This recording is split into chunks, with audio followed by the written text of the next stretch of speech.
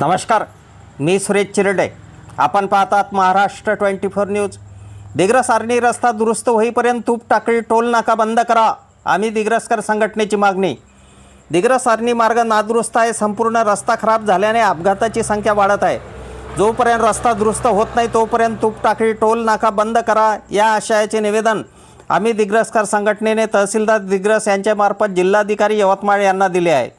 निवेदनावर अफजल खान, अजिंक्य मात्रे, अनिल भरारे, सय्यद इनबे अली, सचिन रत्नपारकी, अक्षय जयस्वाल, अरबाज धारीवाला, अमर नरोडे, बाबू ढाले, स्वप्नील दुधे, ओम वराडे यांच्यासह अनेकांच्या सह्या आहेत.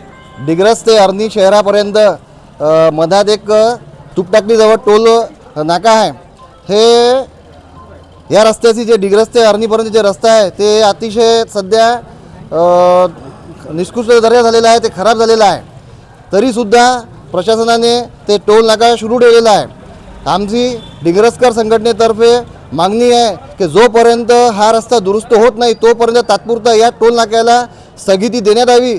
तसेच छत्रपती शिवाजी महाराज चौक ते दिग्रस शहरातील शमशानभूमीपर्यंत ह्या मधातला रस्तासुद्धा तशीच त्याची दुरावस्था झालेली आहे.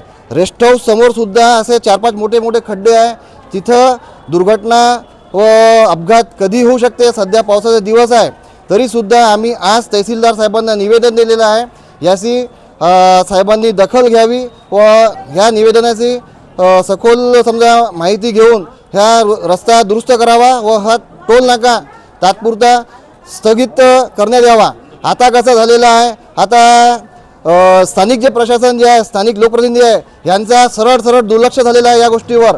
आता दोन्ही संजय एकत्र आले म्हणून यांना सर्वसामान्य जनतेशी काही घेणं नाही. तुम्ही इकडं मरा लढा, तुम्ही काही बी करा, आता असा परिस्थिती झालेली आहे. म्हणून आम्ही आज एक जनतेच्या हितासाठी आम्ही दिग्रसकर संघटनेतर्फे हा मुद्दा घेतलेला आहे.